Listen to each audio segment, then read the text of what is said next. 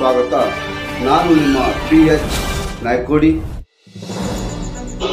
SDPI ಸಂಘಟನೆ ವತಿಯಿಂದ ವಿಜಯಪುರ ಉಳಿಸಿ ಆಂದೋಲನ ವಕ್ಫ್ ತಿದ್ದುಪಡಿ ಮಸೂದೆ 2014 ಇದು ವಿರೋಧಿಸಿ ಪ್ರತಿಭಟನೆ. ಈ ಸಂದರ್ಭದಲ್ಲಿ SDPI ಜಿಲ್ಲಾ ಅಧ್ಯಕ್ಷರಾದ ಹಾಗೂ ಸದಸ್ಯರು ಪ್ರತಿಭಟನೆಯಲ್ಲಿ ಪಾಲ್ಗೊಂಡಿದ್ದರು.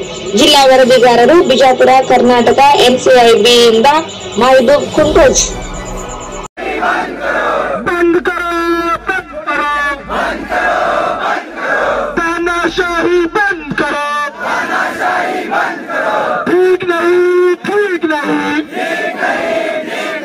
सरकार की नीयत ठीक नहीं, रिजेक्ट करो वक्फ बिल रिजेक्ट करो, कबूल नहीं वक्फ बिल कबूल नहीं, वक्फ बचाओ, रिजेक्ट करो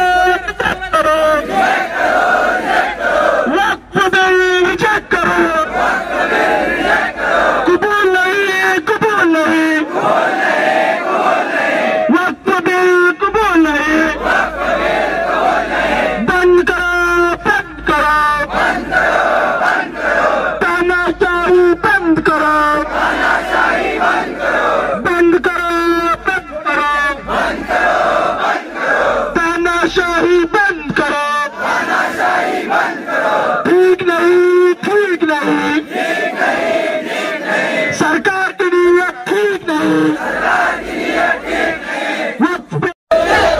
रिजेक्ट करो वक्फ बिल रिजेक्ट करो, कबूल नहीं वक्फ बिल कबूल नहीं, वक्फ बचाओ, अमलाक बचाओ, नीयत का जानो, अल्लाह इसका ऑनर है।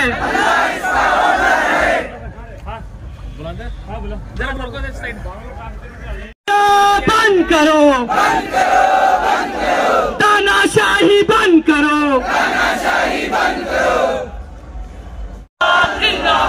इनकलाब जिंदाबाद,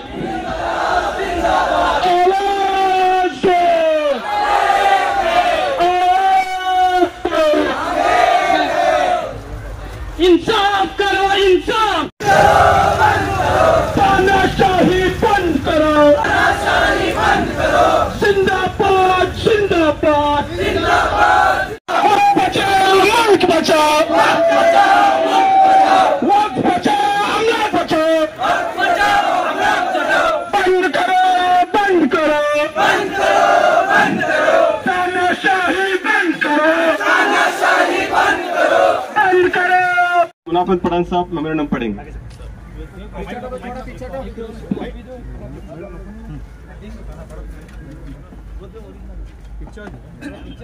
थोड़ा पीछे हटो ना प्लीज, थोड़ा पीछे। To the Honorable Chairman and the Member, Joint Parliamentary Committee, Parliament House, New Delhi, Honorable Sir. Subject objection against the proposed Waqf Bill 2024. It is respectfully submitted that BJP wants to cause the irreparable damage to the assets of Muslim community, aiming to snatch the benefits from the Waqf system under the gaps of improvements into the condition of Waqf. This is the contrary to the BJP Manifesto 2019. BJP is indulging in the unleashing false propaganda against the Waqf, alleging that the Waqf is against the secular values and liable to the remote. This is nothing but the BJP vicious agenda. That the discrimination is apparent in the Waqf bill, that is contradictory to the common principles as well as the settled law of the land. That the proposed bill is an effort to make the Waqfs as a weak under the so-called majoritarian campaign. The following objections are respectfully represented regarding the bill. The judiciary made the subordinate to the executive. The tribunal is the judicial body which cannot be subordinate to an executive body. The bill diseases the power of the judiciary. The judiciary has been made subordinate to the executive, which is a contrary and violate to the general rule. Discriminatory provisions to the Hindus as a member of the Waqf board is absolutely discriminatory, as there is no provision of non-Hindu, even the Buddhist, Jain and Sikhs are barred from the membership of the temple administration. That the exclusion of enemy properties from the jurisdiction of Waqf would cause a great length of the damages. The mutation period fixing 90 days is insufficient in the view of the enormity involved. We hereby submit that the object of the law is to protect the Waqf, but the bill percolates as a message that the purpose of the bill in a continuation of series of laws making a Muslim second-class citizens by affixing on them a tag of inferiors with a different set of unequal laws in the country, which needs preparing measures and timely care be taken by the Honorable JPC in the best interest of the society and the country.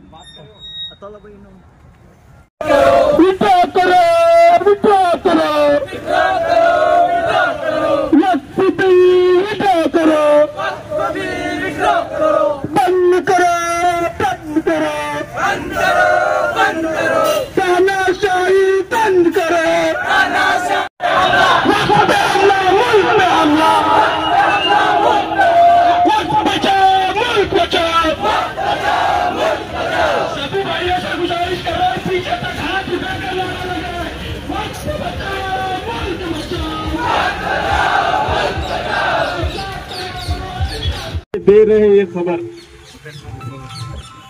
हम खड़े हैं, हम भी तुम्हारी राह में डट कर, तोड़ देंगे तुम्हारा ख्वाब तुमसे लड़कर। आज एसडीपीआई की जानिब से ये प्रोटेस्ट को रखे जाने का मकसद तो आप लोगों के सामने बयां किया गया है। तो मैं आज यहाँ पर आप लोगों के सामने खड़ा होकर किसी किस्म की स्पीच नहीं करूंगा, किसी किस्म का भाषण नहीं दूंगा, वाहवाही नहीं बटोरना है, भाई पेट थपथपाना नहीं है। आज कुछ सच आप लोगों के सामने बयां करना है, कुछ जज्बात आप लोगों के सामने बयां करना है, कुछ हकीकत आप लोगों के सामने बयां करना है।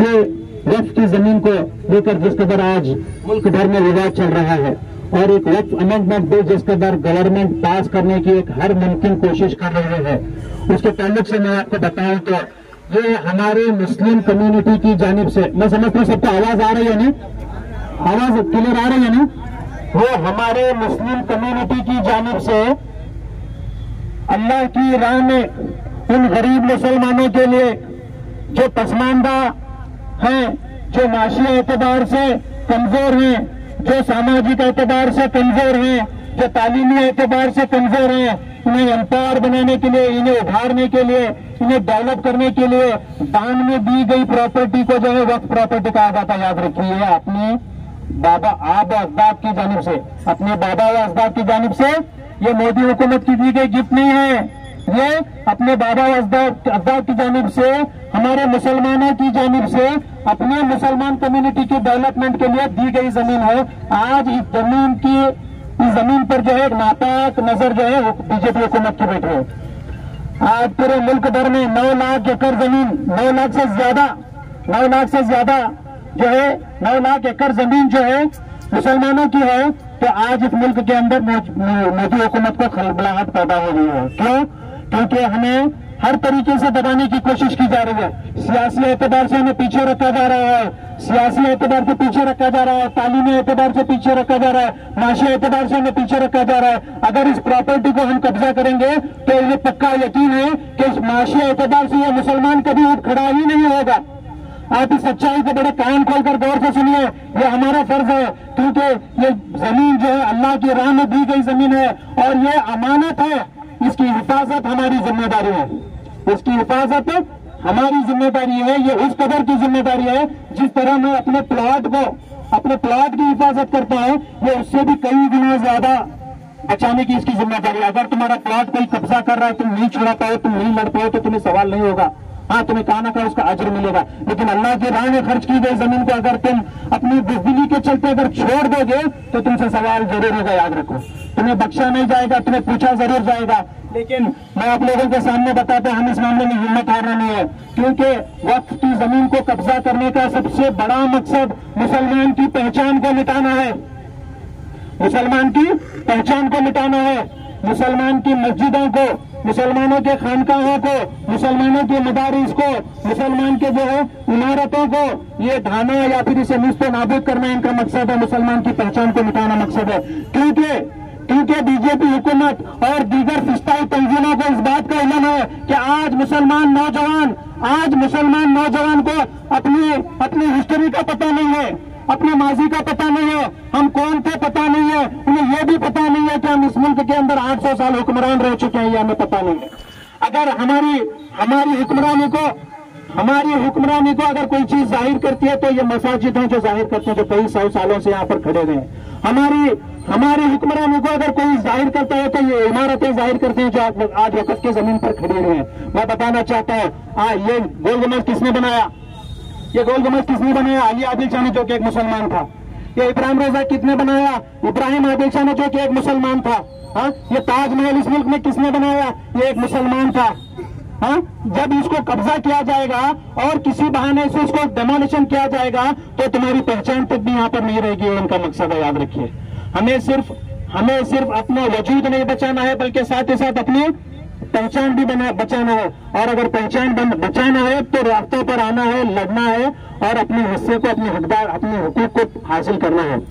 और एक बात मैं आप लोगों के सामने बता रहा हूं, उम्मीद करता हूं कि यहाँ पर खड़े हुए लोग जेपीसी को अपना मेल भेज चुके होंगे। मैं उम्मीद करता हूं कि सब लोग भेज चुके हैं। अगर कोई नहीं भेजा, इसके ताल्लुक से अगर किसी को नहीं मालूम है तो अपने बाजू में खड़े हुए अपने भाई को पूछिए कि ये क्या है और इमीडिएट यहाँ पर खड़े होते ही इसको अंजाम दीजिए। मैं पूछना चाहता हूँ, ऐसे कौन से लोग हैं यहाँ पर जो अपना मेल नहीं भेज सके? ऐसे कौन से यहाँ पर लोग हैं जो अपना मेल नहीं भेजे? अपना हाथ उठाइए भाई, अपना अगर कोई मेल नहीं भेजा है तो। अगर सब लोग भेजे तो ये बड़ी खुशी की बात है। लेकिन एक बात बताता हूँ, मुल्क भर की 24 करोड़ आबादी के इस मुसलमानों में आज हमारा मेल जो है सिर्फ 2 करोड़ जाकर है। और जिस प्रकार हम अवेयरनेस के ताल्लुक से काम कर रहे हैं, मैं बात देता हूँ मस्जिद कमेटियों की, उलमाओं की और दीगर पार्टियों की, जिन्होंने इसमें बहुत बढ़ चढ़कर हिस्सा लेकर जो है इस काम को अंजाम देने में जो है मुसलमान कौम की मदद की है। बिल्कुल इसी तरह मुसलमान के मुखालिफत में कुछ आतंकवादी संगठन, मैं कहना चाहता हूँ कुछ आतंकवादी संगठन है, कुछ हिंदुत्व आइडियोलॉजी संगठन है, आरएसएस जैसी संगठन है और बीजेपी की चेलागिरी करने वाली संगठन है, हमारे खिलाफ इस बिल को पास करने के ताल्लुक से ऐसे ही मेल भेज रहे हैं। और ये वो लोग हैं जो मासूम अवाम को, जो मेरे मासूम हिंदू भाई बहने हैं, जो अपनी गणपति की जो है देखने के लिए, गणपति का त्योहार मनाने के लिए जो लोग बाहर पड़े हैं, जिन्हें वक़्फ के भी ताल्लुक से मालूम नहीं है और वक़्फ से उनको कुछ लेना देना नहीं है, वैसे लोगों को ले जाकर जो है इसमें इन्वॉल्व करके वो मेल को जो है सेंड किया जा रहा है। और इसमें ये संगठनें वो संगठनें हैं जिन्होंने मुल्क भर में ये ऐलान किया था कि मुसलमान से तरकारी मत खरीदो, मुसलमान से फल फलार मत खरीदो, मुसलमान से दीगर चीजें मत खरीदो, मुसलमान से अपना टायर का पंचर मत निकालो, मुसलमान से राशन मत खरीदो। अरे बेवकूफो, मैं तुम्हें पूछना चाहता हूँ, जब तुम मुसलमान से तरकारी नहीं खरीदना चाहते, जब राशन दाना पानी नहीं खरीदना चाहते, तो उनकी जमीन हथियाना चाहते हो, वो तुम्हारे बाप की जमीन नहीं है, वो हमारे बाप की जमीन है, याद रखो।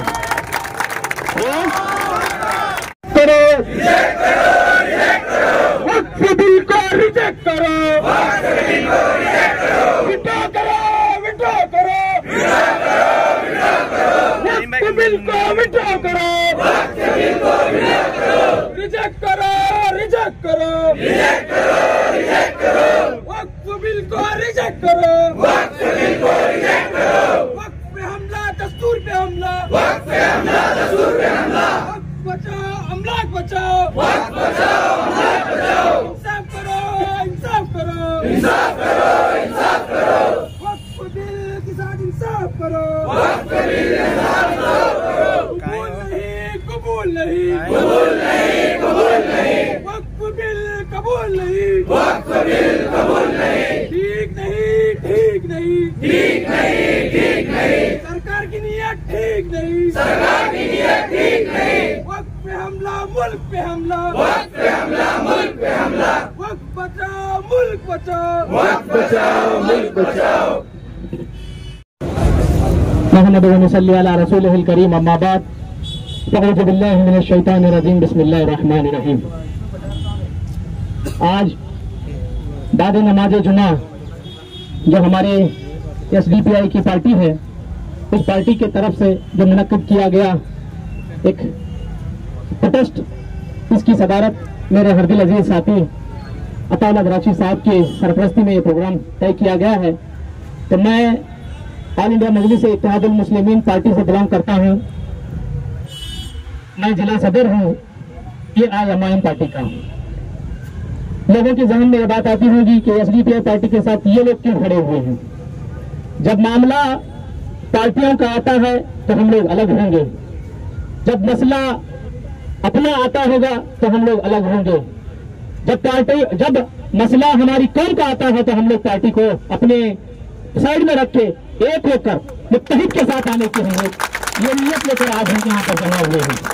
तो मैं समझता हूँ जो पार्टियां इक्तदार की कुर्सी को संभाले हैं, जो पार्टियां मुसलमानों के वोटों से हासिल करके अपनी इक्तदार की कुर्सी संभाल कर मुसलमानों की तबाह और बर्बादी के फैसलों पर खामोश बैठते हैं, तो हम लोगों को सोचने की जरूरत है। ना हमने किसी पार्टी को वोट दिया है, उस पार्टी की सबसे ज्यादा जरूरत है कि वो सोचने पर आ जाए। आज मसला अब देखिए, हमारे भाई साहब बता रहे थे, एक ऐसा मुद्दा हमारे सामने आया है।